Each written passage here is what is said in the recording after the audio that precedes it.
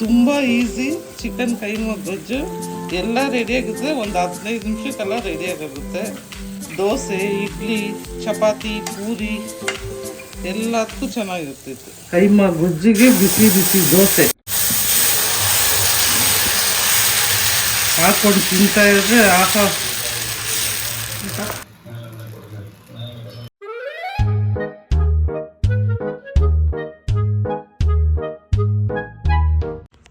Hi ಅಮ್ಮ, ಏನು ಮಾಡ್ತಿದ್ದೀರಮ್ಮ? ಇವತ್ತು ಚಿಕನ್ ಕೈಮಾ ಗೊಜ್ಜು ದೋಸೆ. ಚಿಕನ್ ಕೈಮಾ ಗೊಜ್ಜು ದೋಸೆ. ಅರ್ಧ ಕೆ ಜಿ ಚಿಕನ್ ತಗೊಂಡಿದ್ದೀರಿ. ಅದಕ್ಕೆ ಫಸ್ಟ್ ಒಂದು ಸ್ವಲ್ಪ ಮಸಾಲೆ ರೆಡಿ ಮಾಡ್ಕೊಳ್ಳೋಣ. 1 ಸ್ಪೂನ್ ಗಸಗಸೆ,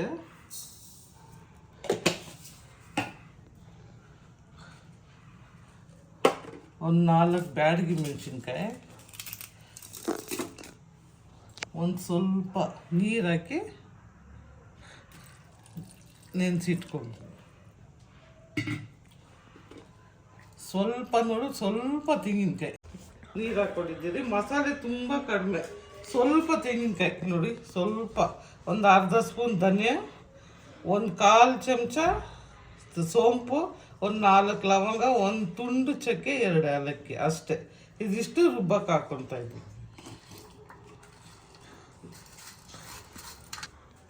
ಅದ್ರ ಜೊತೆಗೆ ಸ್ವಲ್ಪ ಕೊತ್ತಂಬರಿ, ಒಂಚೂರು ಪುದೀನ ಅಷ್ಟೇ.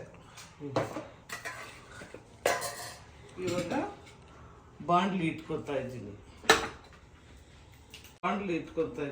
ಸ್ಟವ್ ಅಂಟಿಸ್ಕೊಳ್ಳೋಣ.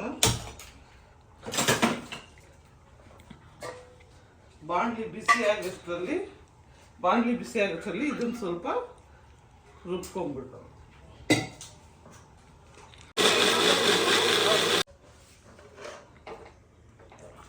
ಬಾಣಲಿ ಬಿಸಿ ಆಗಿದೆ, ಸ್ವಲ್ಪ ಎಣ್ಣೆ ಹಾಕೊಳ್ಳೋಣ.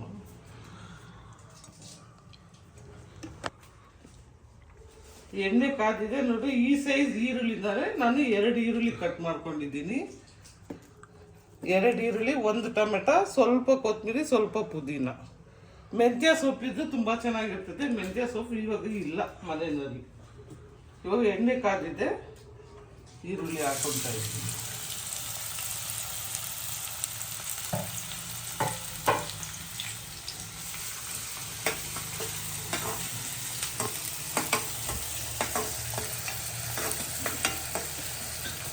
ಈ ಕೈಮಾ ಗೊಜ್ಜಿಗೆ ಮೆಂತ್ಯ ಸೊಪ್ಪು, ಸಬ್ಬಕ್ಕಿ ಸೊಪ್ಪು, ಇಲ್ಲ ಸಿಲ್ಕರೆ ಸೊಪ್ಪು, ಯಾವ ಸೊಪ್ಪು ಹಾಕಿದ್ರೂ ಚೆನ್ನಾಗಿರುತ್ತೆ.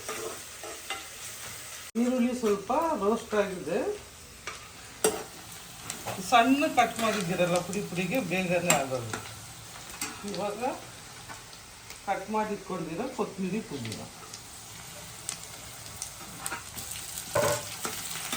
ಲಾಸ್ಟಲ್ಲಿ ಹಾಕೋದಿಲ್ಲ ನಾನು ಕೊತ್ತಂಬರಿ ಪುದೀನ ಆಗಿ. 1 ಸ್ಪೂನ್ ಶುಂಠಿ ಬೆಳ್ಳುಳ್ಳಿ ಪೇಸ್ಟ್, ಅರ್ಧ ಕೆ ಜಿ ಚಿಕನ್ ಕೈ ಮಾಡೋದು, ಅದಕ್ಕೆ 1 ಸ್ಪೂನ್ ಹಾಕೋದು ಶುಂಠಿ ಬೆಳ್ಳುಳ್ಳಿ ಪೇಸ್ಟ್.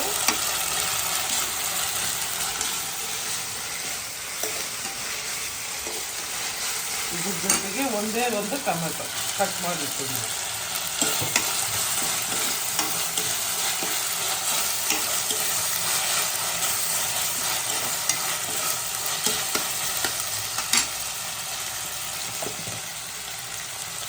ಒಂದು ಅರ್ಧ ಸ್ಪೂನ್ ಅರಿಶಿನ ಪುಡಿ,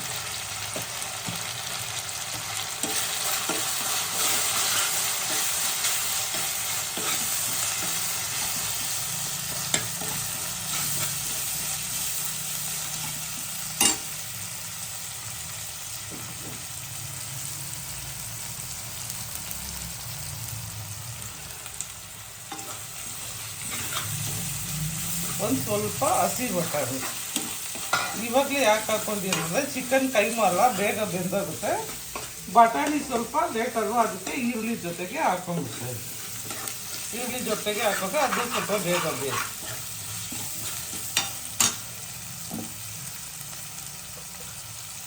ಸ್ವಲ್ಪ ಉಪ್ಪು,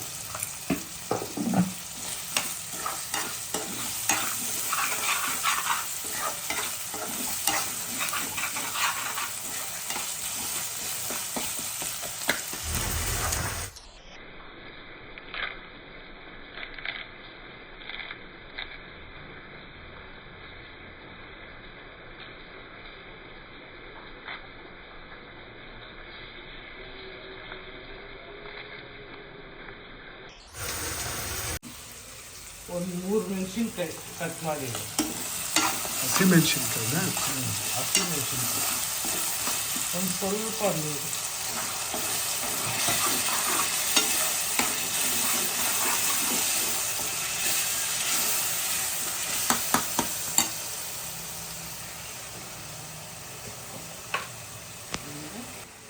ಒಂದು ಸ್ಪೂನ್ ಖಾರದ ಪುಡಿ.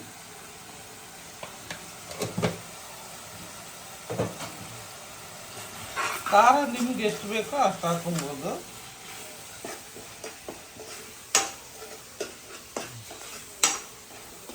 ಕಲರ್ಫುಲ್ಲಾಗೈತೆ.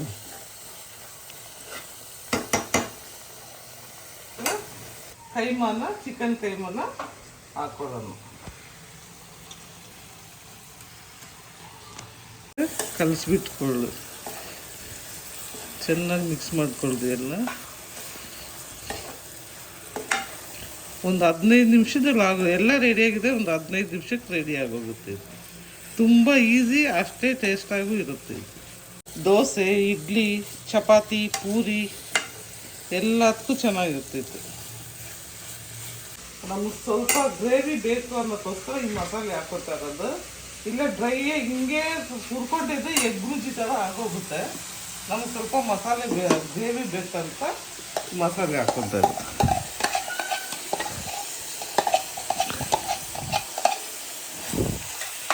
ರುಬ್ಬಿಟ್ಟಾರ ಮಸಾಲೆ ಎಲ್ಲ ಹಾಕೋದು. ಸ್ವಲ್ಪ ನೀರು, ಮಸಾಲೆ ತೊಳೆದಿರೋ ನೀರು ಸ್ವಲ್ಪ ನೀರು ಹಾಕ್ತಾ ಇದ್ದೀನಿ.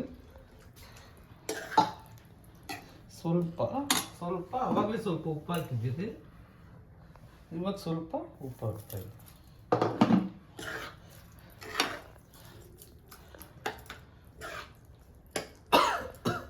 ಅಷ್ಟೇ, ಕೈಮಾ ಗೊಜ್ಜು ರೆಡಿ. 10 ನಿಮಿಷ ಮುಚ್ಚಿಟ್ಬಿಟ್ಟು ಓಪನ್ ಮಾಡಿದ್ರೆ 15 ನಿಮಿಷದಲ್ಲಿ ರೆಡಿ ಆಗಿಬಿಡುತ್ತೆ. ಎಲ್ಲ ರೆಡಿ ಆಗಿದೆ, 15 ನಿಮಿಷದಲ್ಲಿ ರೆಡಿ. ಒಂದು 10 ನಿಮಿಷ ಮುಚ್ಚಿಟ್ಬಿಟ್ಟು ಅಷ್ಟರಲ್ಲಿ ದೋಸೆಗೆ ಹಾಕಿಟ್ಟೆಲ್ಲ ಕಲಸಿ ರೆಡಿಯಾಗಿ ಇಟ್ಕೊಳುತ್ತೆ.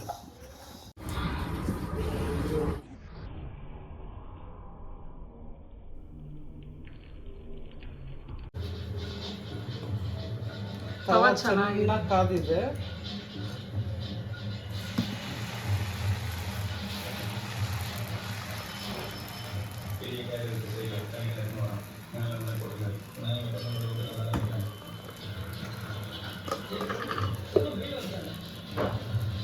ಬಿಸಿ ಬಿಸಿ ಇರಬೇಕು, ಆವಾಗಲೇ ಚೆನ್ನಾಗಾಗುತ್ತೆ. ಚೆನ್ನಾಗಿ ದೋಸೆ ರೆಡಿ ಆಗ್ತಾ ಇದೆ. 15 ನಿಮಿಷ ಸ್ಲೋವಾಗಿ ಇಕ್ಕಿದ್ವಿ, ರೆಡಿ ಆಗಿದೆ. ನೋಡೋಣ ಚಿಕನ್ ಕೈಮಾ ಗೊಜ್ಜು.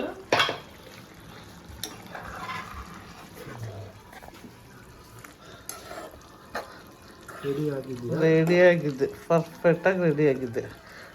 ತುಂಬ ಗಟ್ಟಿನೂ ಇಲ್ಲ, ತುಂಬ ನೀರೂ ಇಲ್ಲ. ಬಟಾಣಿ ನೋಡಿ ಬೆಂದೋಗಿದೆ. ಚಿಕನ್ ಕೈಮಾ ಗೊಜ್ಜು ರೆಡಿಯಾಗಿದೆ. ಇದಕ್ಕೆ ಚಪಾತಿ, ಇಡ್ಲಿ, ದೋಸೆ, ಪೂರಿ, ರೈಸ್ಗೂ ತಿನ್ಬೋದು. ವೈಟ್ ರೈಸ್ಗೆ ತುಂಬ ಈಸಿ, ತುಂಬಾ ಟೇಸ್ಟಿ ಇದು.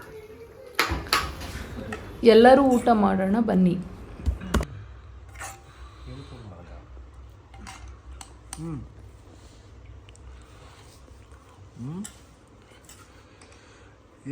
ತಿನ್ನೋದು ಸೂಪರ್ ಆಗಿರುತ್ತೆ. ಎಲ್ಲರೂ ಸೇರಿ ಫಸ್ಟ್ ಬೈಟ್ ಹೆಂಗಿದೆ ಹೇಳಿ ಗಾಯತ್ರಿ?